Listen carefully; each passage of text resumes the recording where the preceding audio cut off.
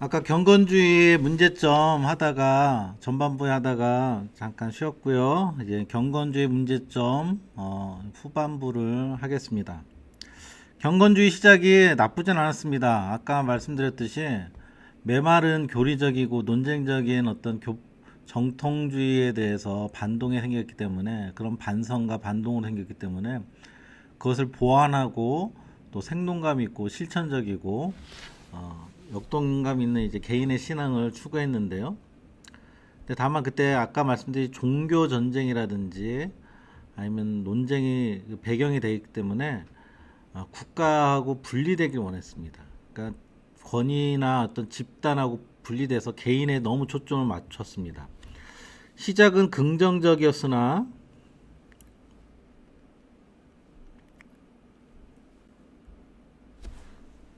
교리적인 것을 포기하는 게 문제였다는 거죠. 교리를 포기했어요. 그러니까 여기서는 뭐 그렇다고 해서 모두 다 포기했다 이건 아닌데요. 그냥 전반적인 것만 말씀드리는 것입니다. 이게 안에서도 세부적으로 보면은 균형감 있게 이제 경건주의를 추구하는 사람도 분명히 있습니다. 우리에게 많은 도움이 될 만한 경건주의자들이 있지만 전반적으로 봤을 때 교리를 점점 좀 포기하게 됩니다. 우리의 신앙도 그럴 가능성이 되게 높습니다.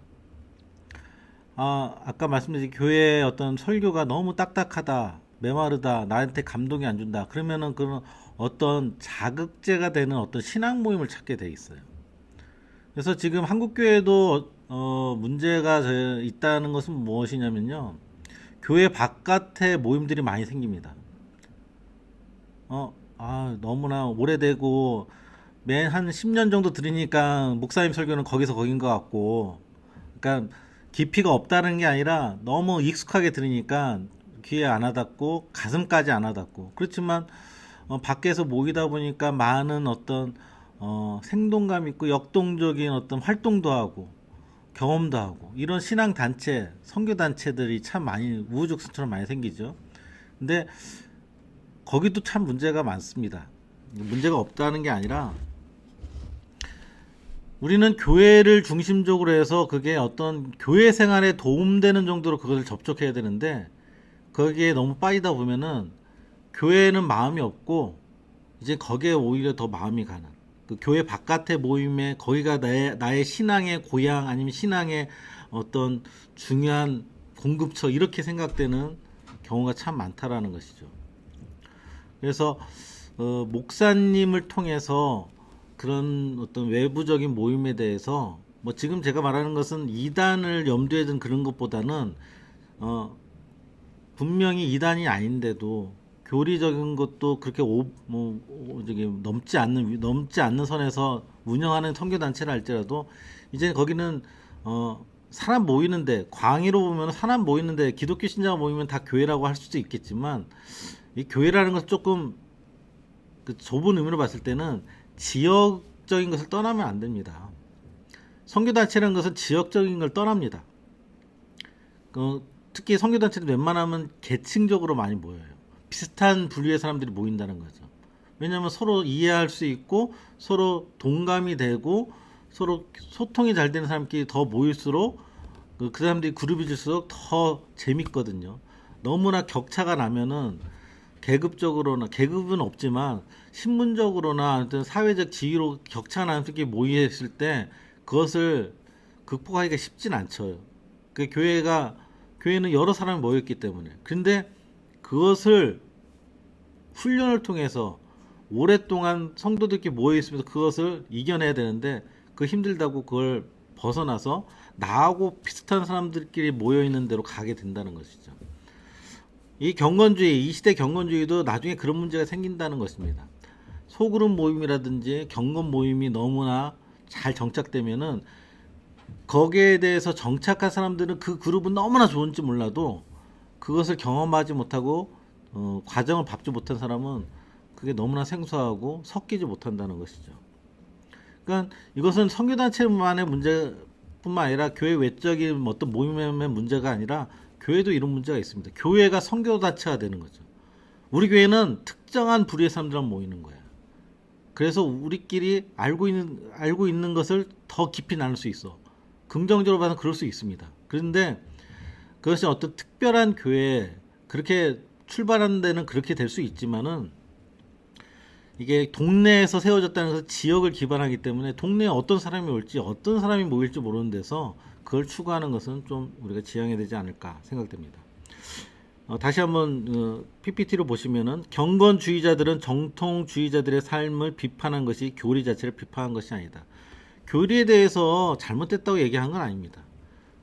그런 교리에 너무 심취해서 신앙적인 것을 등한시한 것에 대해서 비판한 것이죠. 이것은 올바른 비판입니다. 우리도 성경을 알고 어떤 성경의 내용과 어떤 지식적인 성경을 지식적인 내용으로 받아들인다면 이런 비판을 받겠죠. 또 경건주의자들은 신앙 지식을 육적인 지식, 영적인 지식으로 나누었다. 여기서 이들이 말하는 육적인 지식은 중생 못한 이도 얻을 수 있는 지식.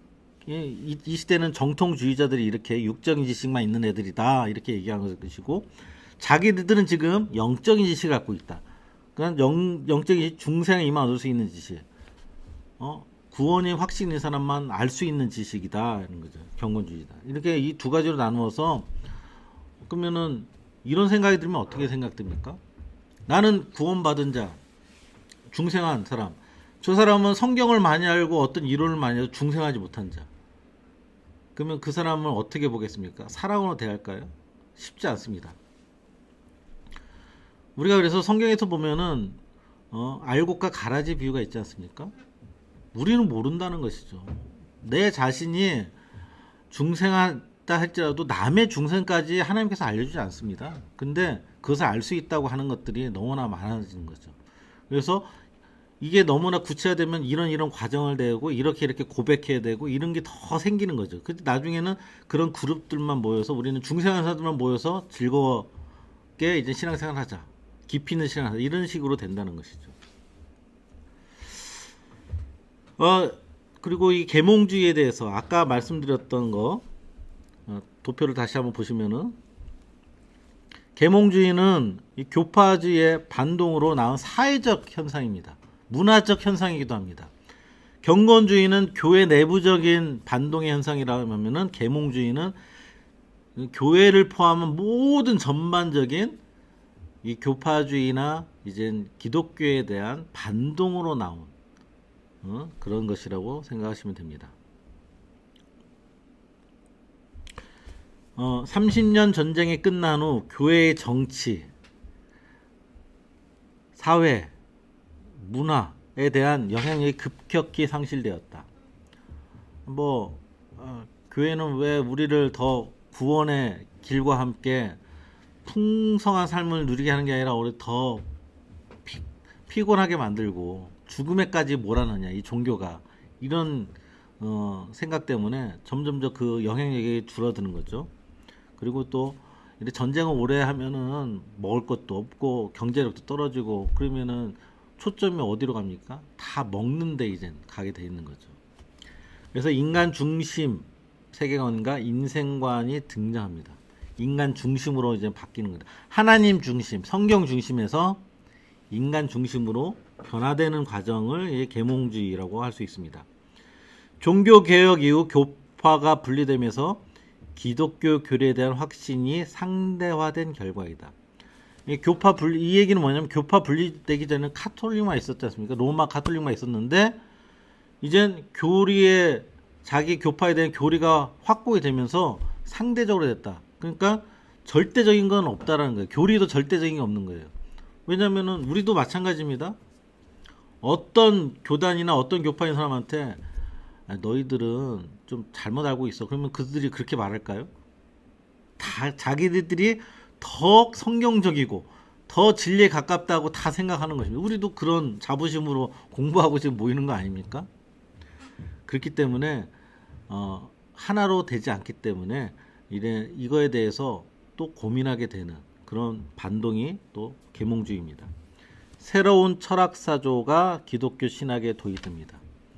기독교 신학에 아까 말했던 철학사조가, 스콜라주의뿐만 아니라 여러 철학사조가, 이제는 기독교가 세상을 분석하고 세상을 판단했지만 이제 철학사조가 기독교를 판단하는, 이런 사회를 판단하는 기준으로, 방식으로 기독교를 판단하는 시대가 된다는 것이죠. 회의주의가 대두되었다. 회의주의. 그러니까 그게 믿는 게 맞아? 하나님이 있는 거 맞아? 이런 거에 대한 것들. 하나님부터 성경이 진짜 진리 맞아? 오류가 없어? 뭐 이런 것들에 대한 회의가 계속 다 되는 것이죠. 그리고 이 시대에는 자연과학이 급격합니다. 그러니까 자연과학의 발전은 계속 이루어지고 있었죠. 그렇지만 갑자기 이렇게 발전되는 시기입니다. 그러니까 이성과 합리와 많은 경험과 실험들과 이런 것들이 갑자기 되는데 신앙은 제자리 걸음이니까 그거에 대해서 이제 태물처럼 느껴지는 거죠. 시대를 못 따라가는 어떤 구시대적인 거라고 생각되는 것이죠. 그래서 신학의 발전은 정체되어 있고 신학에 대한 회의를 갖게 되었고 이성에 근거한 자연과학은 기독교의 초자연적인 요소를 제거하였다. 성경을 읽으시면 기독교의 초자연적인 요소, 성경 읽으시면 많은 이적들, 특히 예수님이 행한 이적들, 또 구약의 많은 하나님이 하신 이적들, 이것에 대해서는 상징적인 거나 비유적인 거로 해석하는 경우가 이제 많아진다는 거죠. 이신론, 이거 좀 이따 한번 마지막에 이신론에 대해서 정리하겠습니다.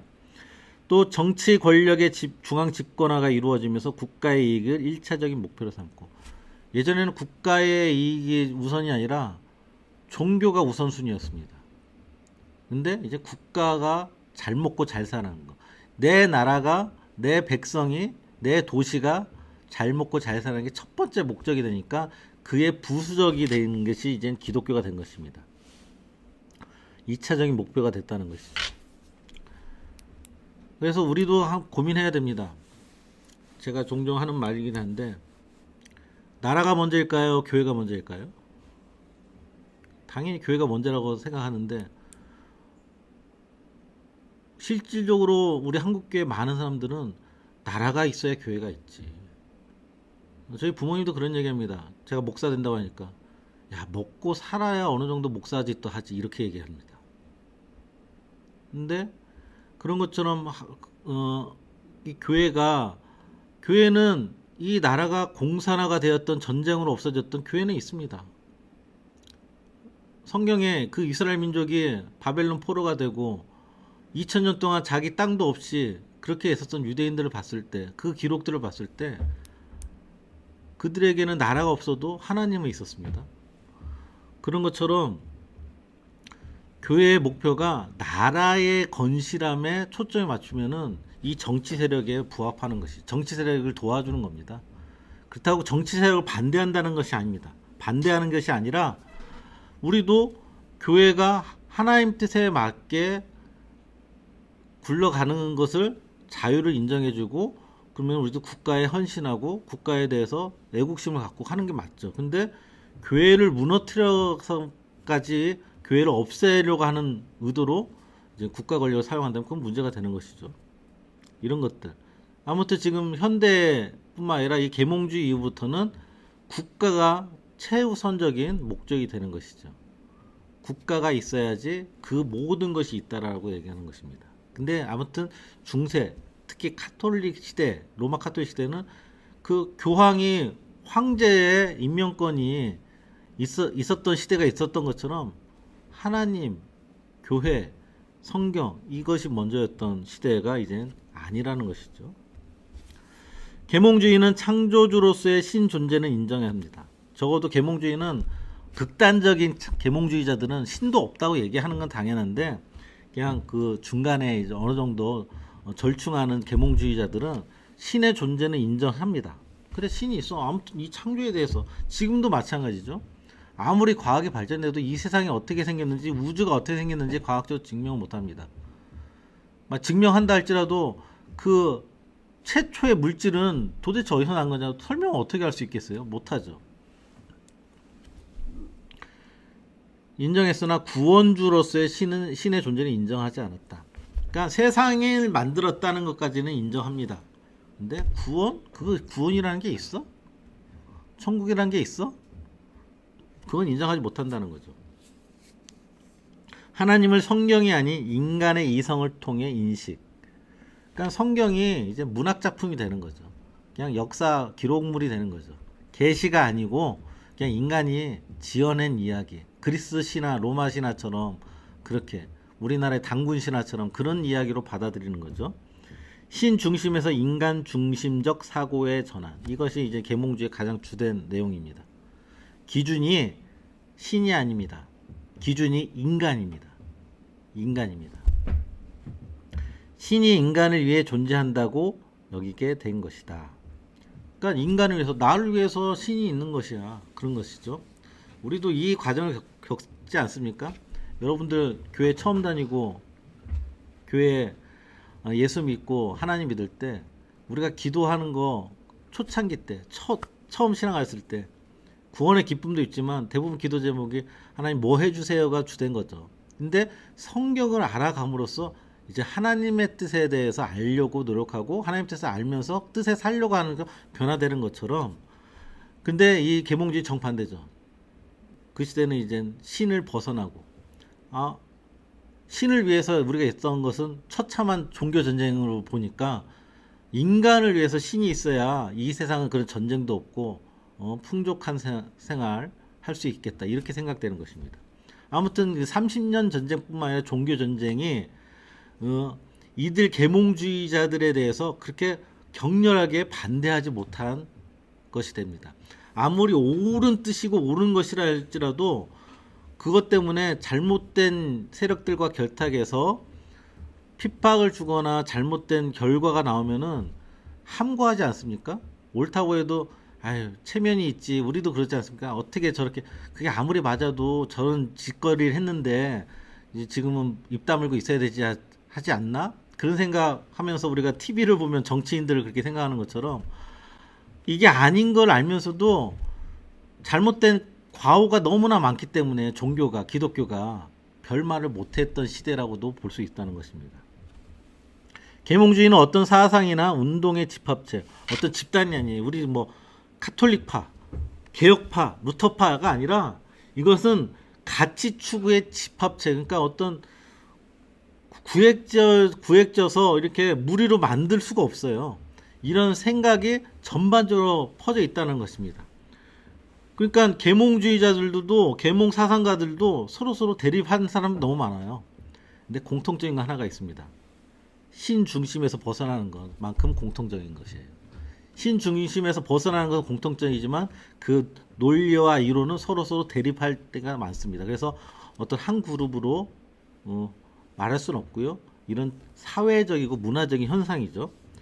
전통적 권위, 여기에는 교회와 성경뿐만 아니라 왕에 대해서, 국가에 대해서 그것에 다 이제 뒤집어 엎는 것입니다. 관습, 의례, 도덕, 이 비판적인 사고를 가진 사람들은 계몽주의의 핵심이라고 할 수 있는 것이 이것에 대해서 다 비판적인 것을 갖는 것입니다. 우리가 왜 왕에 복종해야 돼? 왜 교회에 복종해야 돼? 왜 이런 관습을 우리가 따라야 돼? 왜 이런 복장을 입어야 돼? 왜 이렇게 결혼하고 살아야 돼? 왜 이런 신분을 가져야 돼? 다 기존에 있던 것에 대해서 의심하고 그것을 깨고 우리가 다시 한번 재정립하자라는 게 계몽주의죠. 그러니까 왕들도 이 시대를 거치면서 왕들도 없어지고 국가에 대해서도 이제 달라지는 내용이 이제 다음에 나오는데요. 먼저 계몽 사상가 중에 대표적인 사람, 그들이 유명한 말했던, 세상 사람들은 명언이라고 하지만 우리에게는 그냥 명언이라고 보게 된 기독교를 아주 지적하는, 기독교를 멸시하는 내용들인데요. 볼테르라는 프랑스의 사상가는 이렇게 말합니다. 오 전능하신 하나님, 나는 당신을 믿습니다. 하나님을 믿는데요. 근데 그러나 당신의 아내와 아들을 믿을 수는 없습니다. 아까 말씀드렸던 창조주는 믿습니다. 신의 창조를 믿는데 그 외에는 믿지 않는다는 거예요. 그러니까 마리아, 여기서는 카톨릭이기 때문에 당신의 아내는 마리아고 당신의 아들은 예수. 뭐 예수가 어떻게 신이야? 구원이 뭐 이런 거죠. 세상 창조까지는 내가 믿어줄게, 이런 뜻이에요. 데카르트는 나는 생각한다, 그럼 나는 존재한다. 이 얘기는 뭐냐면 되게 명언 같고 좋은 얘기인데 이 얘기는 조금만 더 들어가자면은 이 세상이 다 허상이라 할지라도 하나 부인할 수 없는 건 내가 생각한다는 거예요. 이 세상이 홀로그램이고 가상 무대라 할지라도, 가상 세계라 할지라도 적어도 부인을 못하는 건 내가 생각한다는 거예요. 그것에 대한 이야기이긴 한데 더 우리 기독교 입장에서 중요한 것은 인간의 기준이 된다는 것이죠. 하나님 말씀이 기준이 아니고 하나님이 무엇을 말씀하시냐가 아니라 내 생각이 기준이 되는 거예요. 그러니까 신에서 인간으로 바뀌었다는 그런 내용입니다. 또 칸트라는 사람도 되게 유명하죠. 칸트는 이렇게 말했습니다. 계몽의 정인데요. 인간이 미성숙으로부터 벗어나 타인의 지도 없이 이성적으로 사는 것. 그 미완성의 상태에서 완성의 상태로 나아가는 것. 이렇게 했는데 여기서 타인의 지도는 주로 이제 무엇을 얘기하면 교회의 지도, 성경의 내용들, 신의 지도. 여기서 진짜 제3자를 얘기하는 게 아니고요. 교회, 하나님, 성경 이 얘기를 하는 것입니다. 지도 없이 이성적으로 사는 것. 그러니까 내 내부에 있는 생각을 통해서 이성적인 판단과 합리성을 통해서 나아가는 것이 성숙이라는 거예요. 그러기엔 다 반대로 하면 미성숙은 뭐냐? 자기 생각을 가지지 않고 인간의 생각을 가지지 않고 그냥 교회에 의지하는 거. 성경의 말씀에 의지하는 거. 이 기준에 따르면 지금 우리는 세상 사람들한테 볼 때는 미성숙한 사람이에요. 그러니까 이 계몽주의가 무슨 뜻이냐면은 빛을 비친다. 깨우쳐준다 이런 뜻인데 무엇을 깨자? 너희들 신에게 지금 잡혀있는 하나님이라는 성경이라는 거기에 잡혀있는 것에서 탈출시켜주는 게 이들의 목적이에요. 그것이 많은 시스템, 많은 사상, 많은 철학, 많은 것을 통해서 나타나는 거죠. 그래서 인간의 미성숙의 정복이라고 칸트는 얘기하는데 미성숙은 아까 말했듯이 지도가 필요한 상태, 성숙은 자율적인 상태. 그러니까 신을 벗어나서 신하고 관련되지 않고 성경과 관련되지 않고 너 자신이 자율적인 상태를 성숙이라 얘기하는 것이죠. 이 자율은 하나님을 거부하는 것이며 그리고 이성의 법칙에 일치된 삶을 산다는 것. 이렇게 내부적으로 좀 분석하면은 이 칸트가 유명한 철학자, 이 사람은 엄청난 뭐 사상을 공부하는 사람은 칸트를 넘어서지 않으면은 절대 안 되는 사람인데 이것을 다시 한번 정리하면요. 이 사람은 그렇게 얘기하는 거예요. 하나님이 존재한다는 사실은 이성을 통해 알 수 없지만 내가 아무리 생각해도 하나님이 존재한다는 걸 어떻게 알 수도 없고 증명할 수도 없고 증거도 모르겠다. 그렇지만 하나님이 마치 살아계신 것처럼 살아야 한다. 그래서 이 사람이 한 말 정언명령이라고도 하고요. 양심이라고 하고 이렇게 얘기하는 내용들이 있는데 만약에 하나님이 살아계신 것처럼 살지 않는다면 세상은 이제 다 무너진다는 거죠. 동물처럼 산다는 거죠. 동물하고 다른 인간이 살 수 있는 것은 양심과 이 도덕의 문제인데 이 도덕을 하나님처럼 생각하라는 거예요. 그러니까 나는 하나님 있는 건 모르겠다. 난 그 증명도 못하고 난 모르겠지만 하나님, 너희들이 말하는 기독교인들이 너희만 하나님처럼 생각하는 부분이 바로 양심, 도덕 이런 것들이라는 거죠. 그것에 그 내면에 들리는 양심의 기준에 따라 살라고. 그래야지 사회가 원활하게 돌아가고 선하게 돌아간다고 얘기하는 것들입니다. 대표적 계몽 사상이 딱 세 가지만 말씀드리는데 이제 방금 전까지는 계몽 사상가였고 계몽 사상, 합리주의.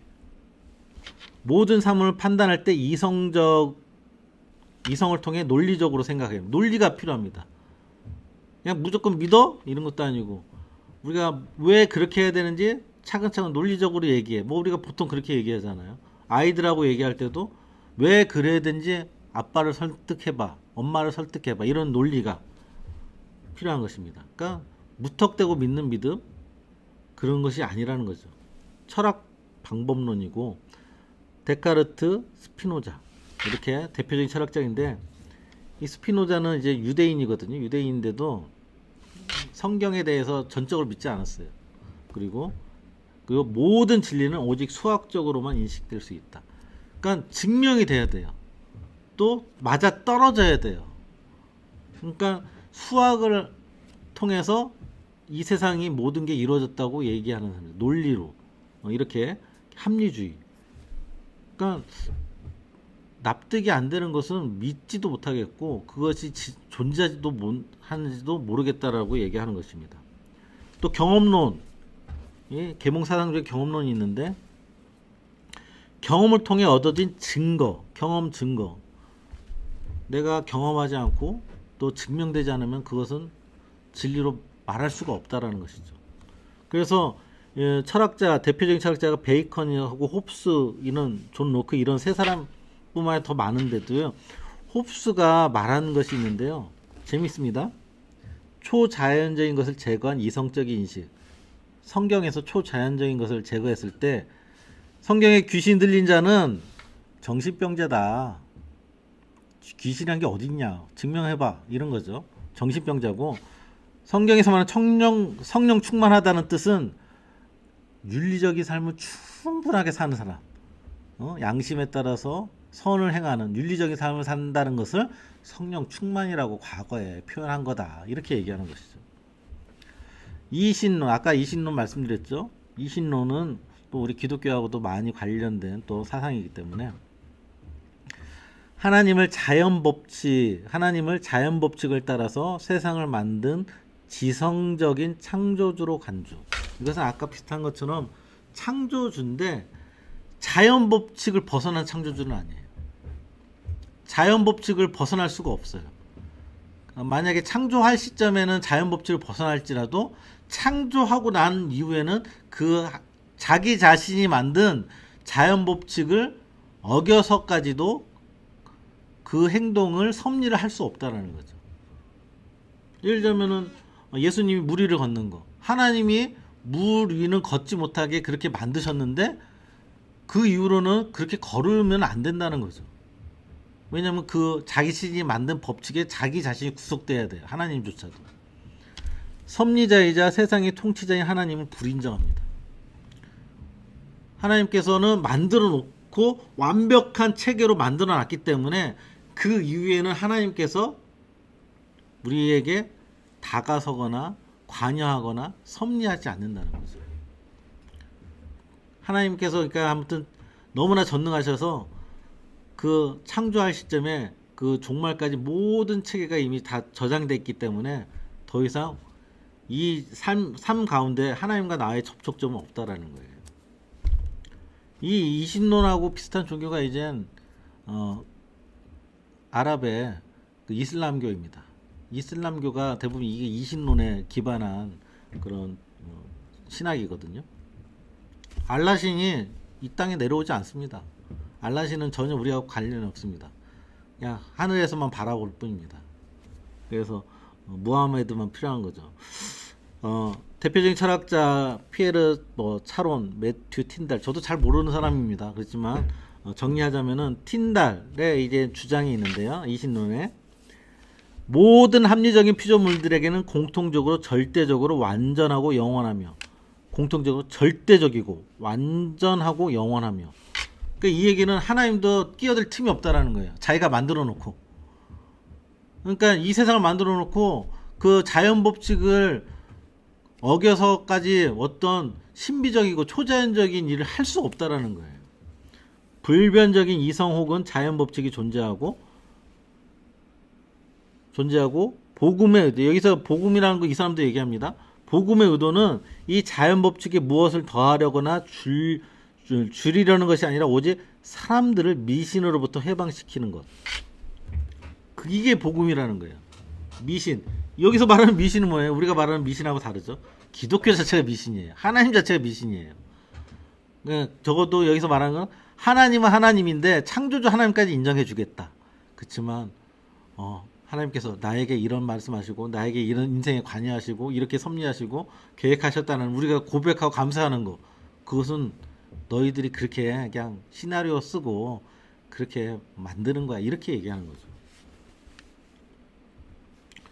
계몽주의와 기독교 관계에 대해서 짧게 말씀드리자면은, 계몽주의는 이성의 능력과 판단이 객관성을 가질 수 있음을 강조하는 한편 초자연적인 계시 개념, 그리고 성경이나 어떤 전통이 이성의 한계 밖에 있다는 진리들을 계시해줄 능력을 갖고 있다고, 어려운 말이지만 밖에 있다는 것을 비판했다는 것입니다. 초자연적인 거, 이성의 한계 밖에 무슨 일이 있다는 것을, 그런 일은 없고 너희들이 있다 해도 그것은 너희들이 착각하는 거나 잘못 쓴 거고, 과거에 성경에 쓴 것은 이제 그 비유적이 얘기한 거고 상징적으로 얘기한 거야. 이렇게 얘기하는 것이죠.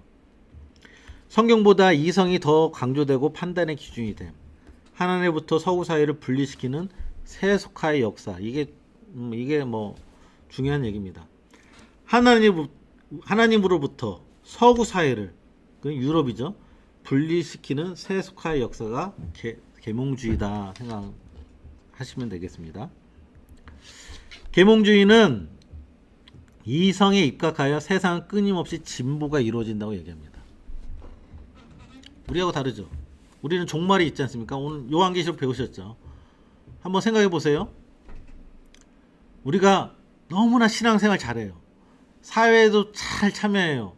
그래서 세상이 점점점 밝아져요. 사랑이 넘쳐나요. 그래서 국가가, 동네가, 세계가 점점 하나님의 교회처럼 돼가요.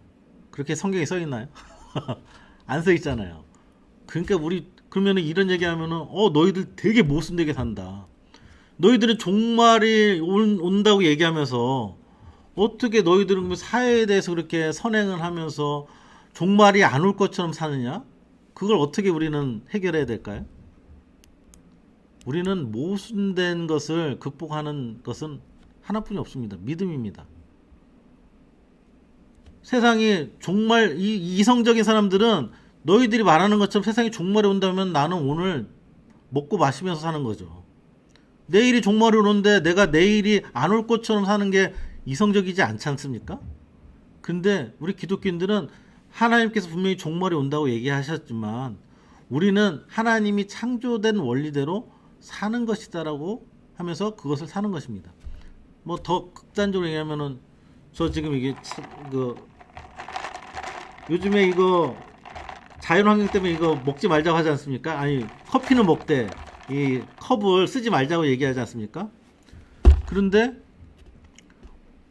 우리가 만약에 자연환경이 파괴되고 조만간에 100년 안 돼서 자연이 파괴되고 인간이 멸종당할 수도 있어. 그런 믿음이 있다면은 내가 이거 아껴서 쓰면 뭐 하겠습니까? 1, 2년 차이뿐이 없는 거죠. 그럼 먹고 마셔야 되는 게 이성적인 거죠. 그런데 우리는 그래도 하나님이 그렇게 된다 할지라도 하나님 만들어주신 자연을 우리가 아끼고 사용해야 돼. 그런 거잖아요. 그러니까 이성적으로는 우리가 되게 미신적으로 사는 것 같고 모순적으로 사는 거예요. 종말을 얘기하면서 종말이 안 올 것처럼 사는 것은 우리의 신앙의 믿음에 근거되지 않으면 살기가 힘듭니다. 계몽주의는 전제군주와 교회의 권위를 벗어나는 것을 추구합니다. 계몽주의는 기독교뿐만 아니라 전제군주, 왕에 대해서, 황제에 대해서 권위를 벗어나는 것, 교회뿐만 아니라 일반적인 사회에서도 그 권위를 벗어나는 것입니다. 계몽주의는 국가 혹은 정부에 대한 인식을 이게 어떤 내용이 바뀌었느냐, 국가에 대한 관점이 바뀐 게 무엇이냐면 예전에는 국가를 위해서 자기가 희생돼야 됐어요. 어떤 왕족을 위해서, 어떤 국가를 위해서 소모품처럼 쓰여지는 게 백성들이었어요. 그래서 백성이라고 얘기하는 건데 지금은 백성이라는 얘기는 안 하죠. 국민을 위해서 국가가 무엇을 해야 되는 거예요. 이 관점이 확 바뀐 거죠. 국가가 역할을 못하면 어떤 방법을 통해서는 전복이 가능합니다. 이 얘기는 과거에는 왕이 바뀌는 거예요. 혈통이 바뀌든지 왕이 바뀌는 건데 지금은 왕정 체제를 없애는 거죠. 요번에도 엘리자베스 여왕 죽었잖아요. 그래서 논의된 게 뭡니까? 영국도 지금 왕이 필요한가?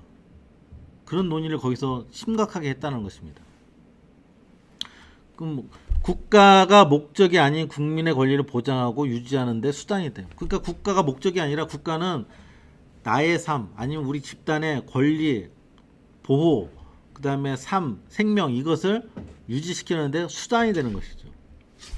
그래서 계몽주의의 긍정적인 면이 있습니다. 우리 삶과도 연결되어 있죠. 마녀 재판이 종지부를 이건 뭐 말도 안 되는 것들이었죠. 그냥 무조건 저 사람 마녀야 그러면 다 죽일 수 있는 그런 권한이 있던 것이 끝났고요. 단절됐고요. 민주주의를 진전시켜서 자유평등 박애 이거는 다음 주에 배울 건데 이제 프랑스 혁명의 이제 모토가 되는 거죠. 내수혁명 노예 제도를 폐지시키는데 이제 시작점이 된 것이죠. 인간과 창조 세계에 대한 새로운 가치를 부여해야 합니다. 새로운 가치. 윤리에 대한 새로운 인식. 사회 불합리적인 폐단을 제거하는 주요한 역할을 합니다. 그러니까 이제 기독교적인 측면에서 부정적으로 계속 제가 말씀드렸지만 그냥 인간 사회의 삶의 질을 높이는 데서는 아주 긍정적인 게 너무나 많습니다. 그런 것들이 기독교에도 많은 영향을 주었다는 것입니다. 부정적인 면은 오직 이성에 근거하여 기독교 신앙을 이해하도록 함. 그리고 기적, 회심, 삼위일체. 그러니까 삼위일체 어떻게 이해가 안 되잖아요. 어떻게 셋인데 하나야. 하나가 어떻게 셋이야. 어떻게 숫자적으로 말도 안 되는 거냐. 그것도 말도 안 되는 거고. 기독론 어떻게 신이면서 인간일 수 있어. 인간이면 인간이고 신이면 신이어야지. 예수님이 어떻게 100% 인간 100% 신일 수 있어. 그것도 말도 안 되는 겁니다. 성경에 대해 의심과 부인. 그러니까 성경도 의심하고 하나님의 삼일체도 의심하고 기독론도 의심하고 또 구원에 대해서 구원이 어디 있어. 이 세상이 전부다. 이렇게 얘기하는 거죠.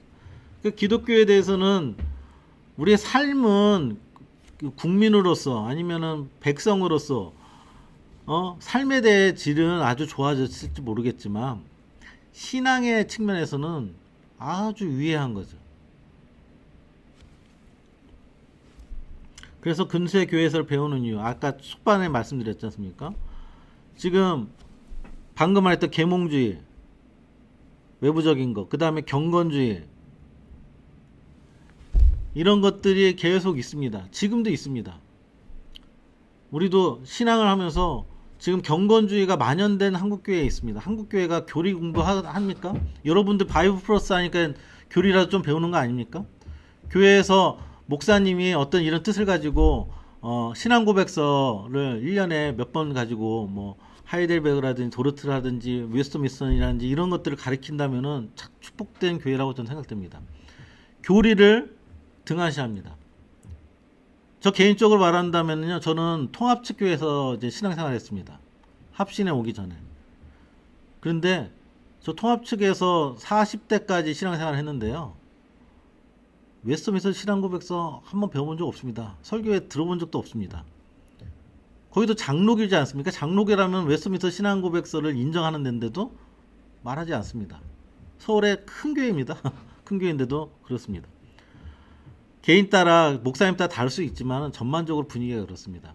그러니까 우리 합신이나 뭐 이런 개혁주의를 조금 따르려고 하는 교회 아니면 그런 목사님 외에는 대부분 교회가 어디에 초점이 맞춰 있습니까? 개인에게 맞춰 있습니다. 그래서 심리적인 겁니다. 개인의 안식과 평안과 가정의 평화 이런 것들을 주로 말하고 아니면 정반대로 극단적으로 국가에 너무 참여하는 교회들 너무 많죠.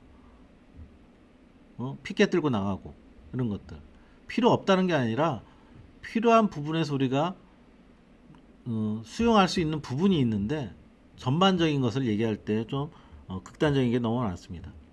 그래서 우리가 신앙이라는 거 생각할 때 개인적인 신앙도 중요합니다. 그렇지만 그 어디에 기준을 두냐가 그것을 먼저 알고 난 다음에 개인의 신앙을 추구해야 되는 것입니다. 그래서 경건주의는 초반에는 그랬지 않습니까? 왜냐면 경건주의 시작은 정통주의를 아는 사람들이 경건주의를 추구한 거지 않습니까? 근데 그 세대가 지나면서 정통주의의 내용, 교리도 모르면서 경건주의만 받아들이면 문제가 되는 거죠. 한국교회도 마찬가지예요.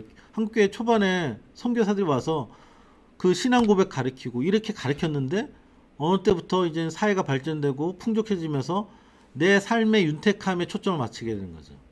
복 받는 것을 넘어서 이제 예전에는 물질적인 복 받는데 이제 교회 가게 됐지만 이제 물질적으로 어느 정도 살게 되니까 이제 심리적이고 아니면은 내 안에 이런 것들을 해결할 수 있는 갈등 뭐 이런 것들을 해결할 수 있는 것들을 정신적인 것을 너무 추구하게 되는 거죠. 이렇게 개인적으로 가게 되는 것입니다. 그러다 보니까 하나님이 누구신지 교회가 무엇인지 여러분들이 여태까지 4학기 동안 배웠던 어떤 조직신앙의 내용들 그런 것을 몇십 년 동안의 교회 생활을 통해서 배운 사람은 축복받은 사람이겠지만 한국교회 전반적으로는 그런 교육이 거의 없다고 봐도 무방합니다. 정리하면 이렇습니다. 신앙 고백과 교리의 집대성이 없는 종교개혁은 불완전한 종교개혁입니다.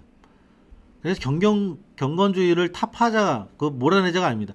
경건주의 내용은 대부분 좋습니다. 그렇지만 그 울타리 아니면 그 기준, 교리가 있어야 된다는 것이죠.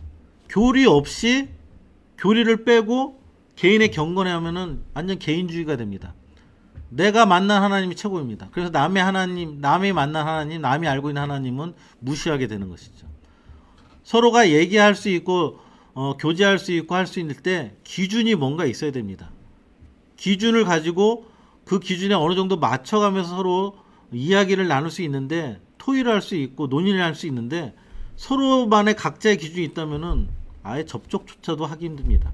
종교개혁은 기독교 내부적 외부적 공격을 받았습니다. 하지만 하나님의 섭리로 지금껏 그리고 앞으로도 진리는 보존될 것이라는 것을 우리가 근세교회에서 배우는 것입니다. 너무나 많은 지금 내용들을 짧게 가르치다 보니까 저도 정리가 안 되는 경우도 있고 버벅대지만, 이걸 더 짧게 얘기한다면은 이 종교 개혁자들이 세운 이 내용들을 내부적으로나 외부적으로 공격을 받고 있습니다. 근세 교회뿐만 아니라 지금도. 그러면은 그렇게 몇백 년 동안 공격받고 있으면 약해지거나 없어져야 되는데 그렇지 않습니다. 지금 이 자리에 여러분들이 그 증거입니다. 교회 생활의 중심의 내용을 알고 싶어서, 하나님을 더 알고 싶어서 이 자리에 여러분들 참여하지 않습니까? 그게 하나님의 섭리 가운데 여러분들이 앉아 있는 거고 배우는 것입니다. 그래서 진리는 계속 이어질 거고 전달될 것입니다. 왜냐? 다시 이게 뭐 돌고 도는 얘기, 진리이기 때문에. 진리는 영원한 것입니다. 진리는 하나입니다. 진리는 유지되는 것입니다. 세상 사람들, 계몽주의자들 입장에서는 이건 진리가 아니고 미신이라 얘기하지만, 그렇게 얘기했으면 벌써 없어져야 될 것들, 미신이라고 생각하는 것들이 없어져야 했지만 그렇지 않은 것이 지금 우리가 지금 이 자리에 앉아 있는 증거입니다. 다만 지금 우리에게 지켜야 할 것과 고쳐야 할 것, 우리가 알고 있는 교리적인 내용 더욱더 확실하게 인식하고 알아야 되고, 체계를 갖춰야 되고, 고쳐야 될 것, 한쪽으로는 너무 메마른 것을 추가하지 말아야 되고, 내가 메마르다는 것을 깨달았을 때 경건주의자들이 얘기했던 그런 풍성한 하나님과의 사귐을 향해서 우리가 이야기해야 되는 것이고, 정반대로 너무 교리적인 거 모른다 하면은 조금 자기를 너무 감성적으로나 개인적인 것을 떠나서 객관적으로 정리된 것을 우리가 배워야 된다는 것이죠. 그래서 여러분들이 지금 배우는 묵상, 매일마다 하는 묵상, 어떻게 보면 그 경건입니다. 경건의 내용입니다. 근데 경건의 내용이 만약에 이런 내용들과 접목되지 않고 계속 혼자 성경 읽고 어떤 규칙책 읽고 있는다면은 개인의 논리만 강해질 뿐, 중심적이고 그 우리의 믿음의 선배들이 목숨 걸고 지켰던, 종교개혁 시대 목숨 걸고 정리하였던 그 내용들도 하나도 모르고 지낸다면은 그것은 참으로 안타까운 일일 수 있다는 것입니다. 그래서 여기서 지켜야 할 것, 고쳐야 할 것을 먼저 알기 전에 내 상태가 어떤 건지, 너무 메발랐는지 아니면 정반대로 너무 경건주의자처럼 개인적으로 치우쳤는지, 쉬운 얘기기도 어려운 얘기지만 이 사이에 균형점을 우리가 찾아가야 된다는 것이 이 근세 교회사를 배우는 이유 중에도 하나입니다. 교회사라고 해서 동떨어진 이야기, 우리 교회가 이렇게 흘러갔구나, 그것도 있지만 그 과정 속에 어떤 것을 하나님께서 역사하셨는지 그 내용을 알면은 희한하게 내 개인의 신앙의 과정 속에 그게 접목이 됩니다. 교회가 그렇게 발전하고 유지되듯이 나의 신앙도 발전되고 유지되고 하나님을 알아가는데 큰 도움이 될 거라 생각되고, 진리를 어떻게 수호하였는지, 또 하나님께서 어떻게 지켜주셨는지 또 다음 주에 우리 내용을 보면서 배우도록 하겠습니다. 수고하셨습니다. 기도하겠습니다. 하나님 아버지, 근세교회사를 배웁니다. 너무나 방대한 양이지만 하나님 아버지, 이 시기에 하나님의 섭리가 어떻게 유지되었는지, 세상은 또 교회 내부적으로도 이 진리에서 우리를 떠나게 하려는 많은 세력들과 많은 노력들 가운데서도 하나님의 백성들을 잡아주시고 하나님 백성들이 진리를 알고 고수할 수 있도록 우리를 이끌어 주신 데 너무나 감사드립니다. 그것을 더 깊이 알고 더 우리의 생활 속에 접목하기 위해서 이 바이블 플러스에 앉아 있는 거 하나님께서 이끌어 주신 거 감사드립니다.